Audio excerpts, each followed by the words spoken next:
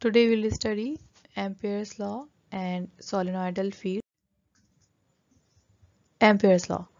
Ampere's circular law, discovered by Henri Marie Ampere in 1826, relates the integrated magnetic field in a loop around a current carrying wire to the current passing through the wire. Statement: for any closed loop path, the sum of the length elements times the magnetic field in the direction of the length element is equal to the permeability times the electric current enclosed in the loop. We will prove this statement.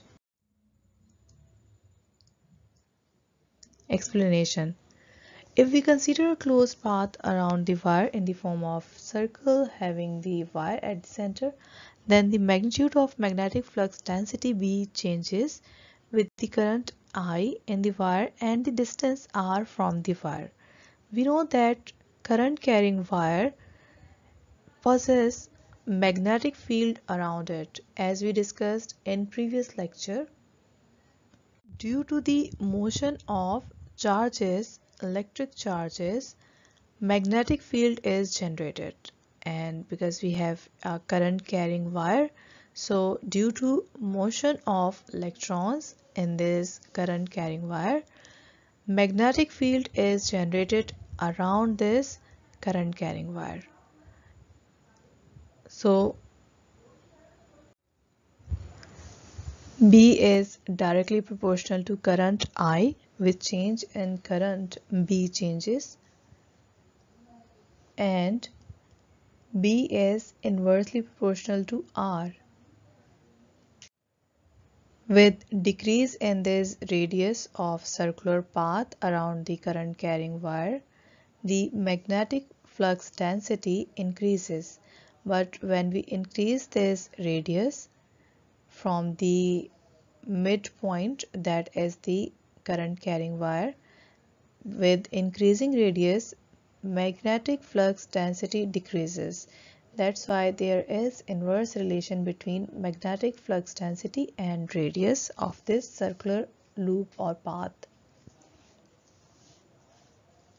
By comparing equation 1 and equation 2, we get B is proportional to I divided by R, summing up all around the circular path.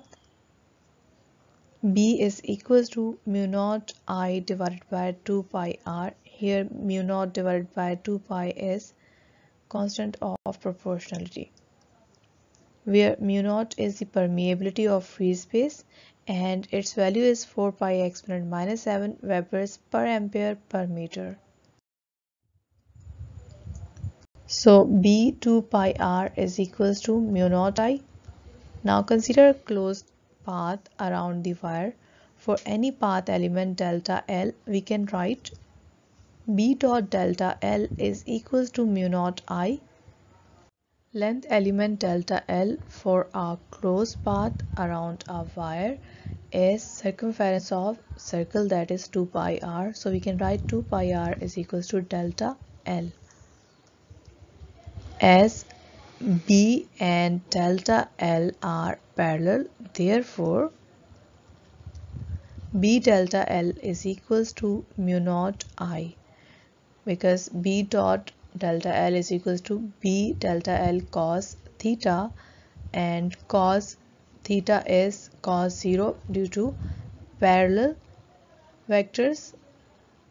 So cos 0 is equals to 1, and we get B dot del L is equals to B del L cos 0 and B del L into 1, that is B delta L is equals to mu naught I. Now summing over the entire closed path, summation B delta L is equals to mu naught I.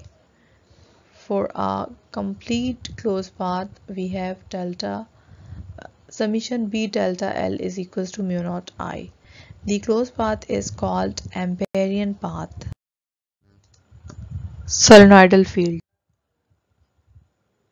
Magnetic field due to a current carrying solenoid is called solenoidal field. So what is solenoid? A solenoid is a long spring-like coil of length many times its diameter with many turns every centimeter. Here is a diagram of solenoid in which you can see a long spring-like coil of length many times its diameter with many turns every centimeter. A current I in the solenoid produce a magnetic field B along its axis. When we produce current in this solenoid, magnetic field is also generated because we know that current carrying conductor generates a magnetic field around it. The magnetic field of solenoid is strong along its axis and weaker, rather negligible outside. So outside of this solenoid, field is taken as 0.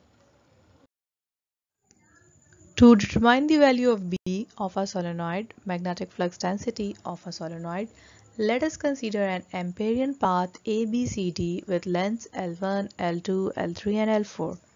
Here we have a solenoid, that is current carrying solenoid, and due to flow of charges, magnetic field is generated in this solenoid, and we have considered Amperian path ABCD, A, B, C, D, that is Amperian path we have considered.